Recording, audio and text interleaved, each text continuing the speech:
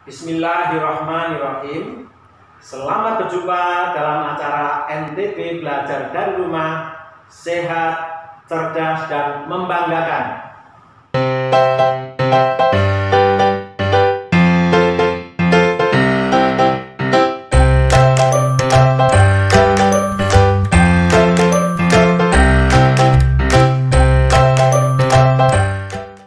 Pada kesempatan ini akan disampaikan materi tentang kesetimbangan benda tegar.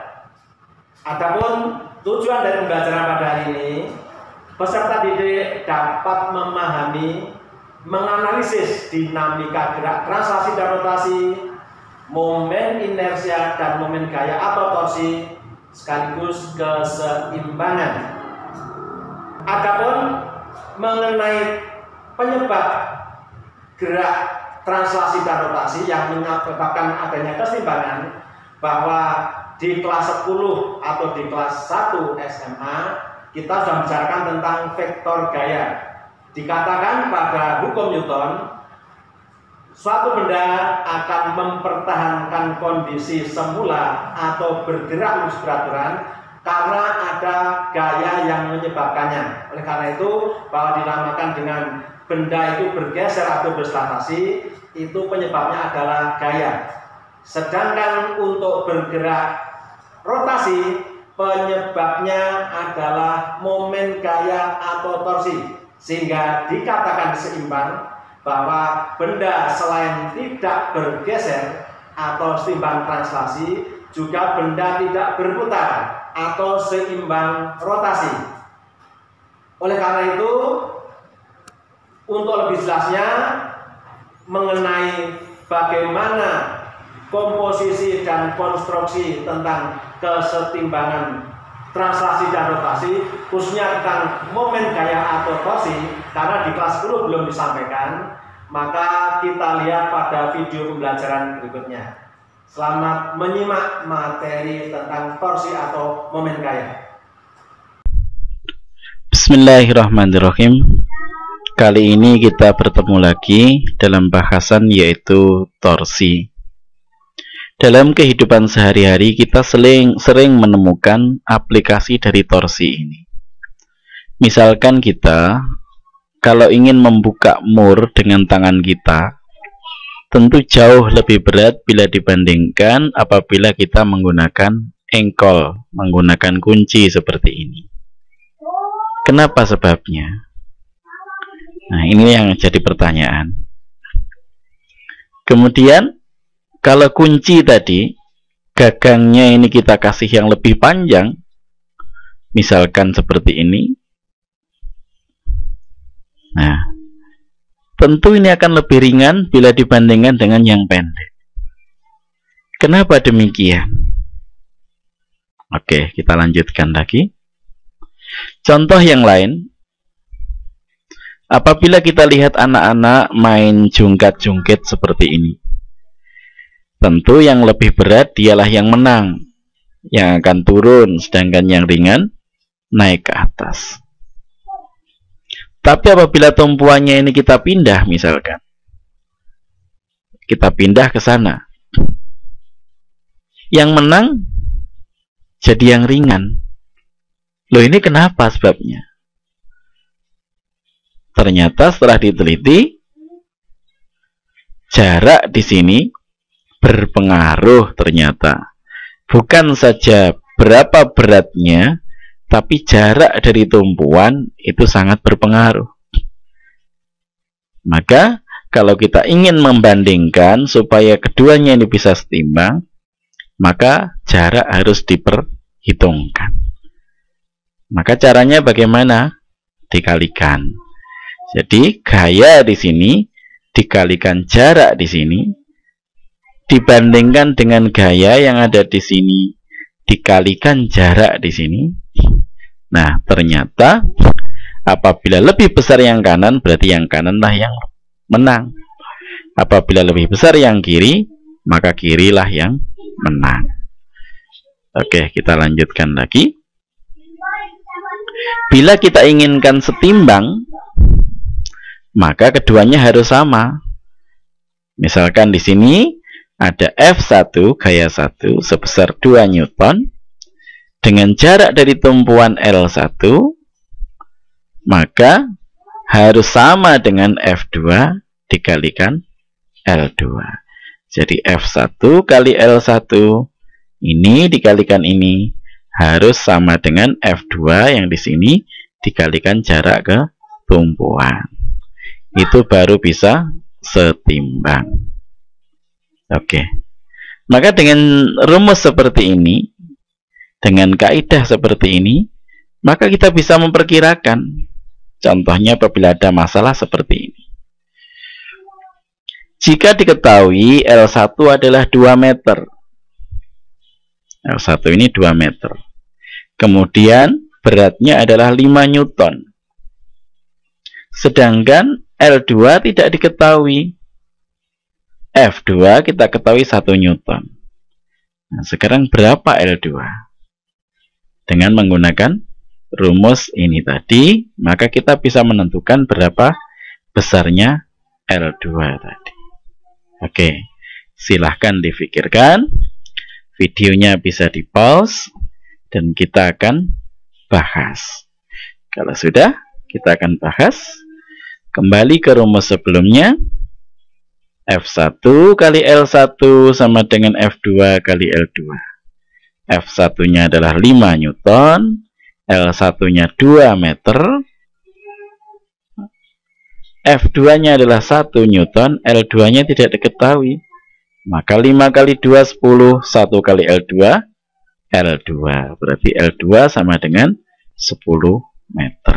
Mudah bukan? Oke. Kemudian selanjutnya, kita lanjutkan lagi. Nah, kalau tadi sini ke bawah, ini lain. Engselnya ada di paling kanan. Apa bisa kita mencari F2 di sini? Oke, kita coba hitung. Jika L1 5 meter, F1 sama dengan 5 Newton, L2 sama dengan 50 cm, harus kita jadikan meter dulu. Berarti setengah meter. Maka F2 berapa yang diperlukan supaya keadaan ini jadi setimbang. Oke? Silahkan difikirkan. Kalau sudah, maka kita lanjutkan lagi, kita bahas. Nah, F1 kali L1 harus sama dengan F2 kali L2. Kenapa? Ini gaya dengan melibatkan jarak. Ini gaya dengan melibatkan jarak juga. Maka sama dengan tadi. F1 kali L1 harus sama dengan F2 kali L2. Maka F1-nya adalah 5 Newton, jaraknya 5 meter. F2 belum diketahui, jaraknya adalah setengah meter. Maka kalau kita kalikan, di sini jadi 25, di sini setengah, kalau dikalikan 2 jadi 50 Newton. F2-nya sama dengan 50 Newton. Oke? Mungkin mudah sekali difahami. Kita lanjutkan lagi, tapi sebelumnya, ya kalau kondisinya sederhana ini, gimana kalau kondisinya rumit? Misalkan gayanya ada yang di sini, ada yang di sini, ada yang di sini ke atas, ini ada yang ke atas juga. Bagaimana cara menghitungnya? Tentu kita akan ribet, akan repot. Maka supaya tidak repot, maka kita buat perjanjian. Nah, F kali L itulah yang disebut sebagai torsi. F kali L disebut torsi.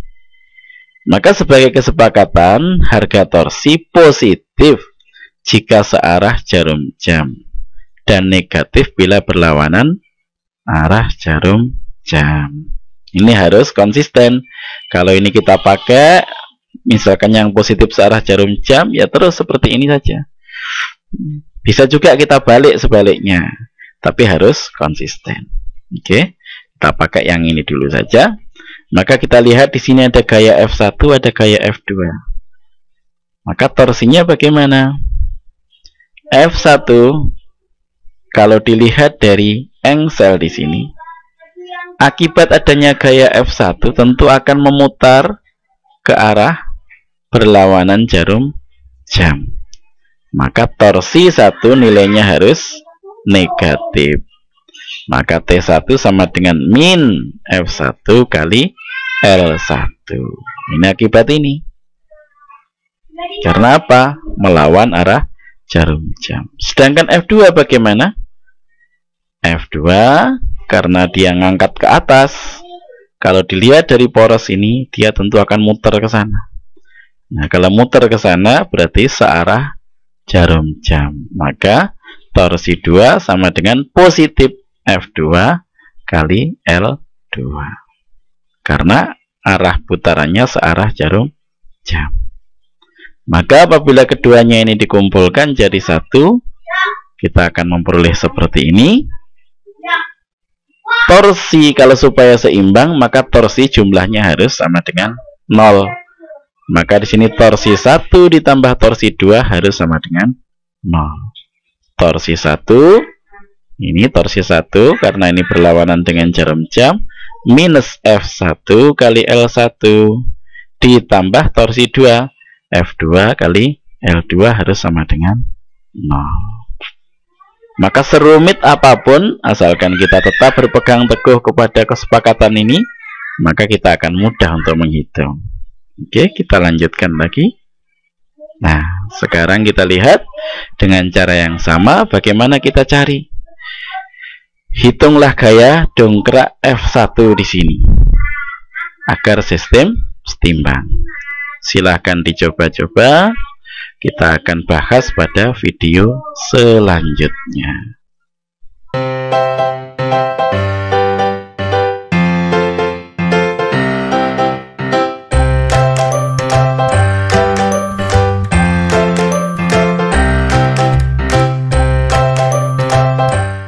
Demikian pembelajaran pada hari ini.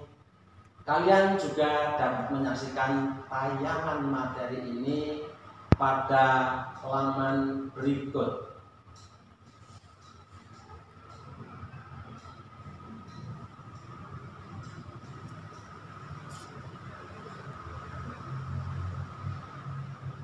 Semoga anak-anak selalu sehat dan selalu ingat untuk menerapkan protokol kesehatan seperti mencuci tangan dengan sabun, menggunakan masker, menjaga jarak, dan jangan lupa berdoa kepada Allah yang Maha Kuasa. Sampai jumpa.